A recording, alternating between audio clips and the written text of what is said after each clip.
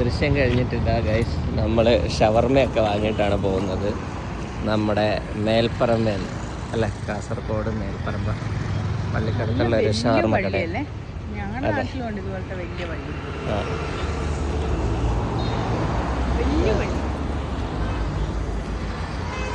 Okay, നമ്മൾ അവിടെ നിന്ന് കഴിച്ച കല്ലുമ്മക്കായ എങ്ങനെ ഉണ്ടായിരുന്നു? അടിപൊളി. മേൽപ്പറമ്പയില് ആ വളവിൽ തന്നെ കിട്ടുന്ന കടയാ. അതിന്റെ പേര് ഞാൻ പറഞ്ഞുതരാം. Mister Bake. എവിടെ? Mister bake.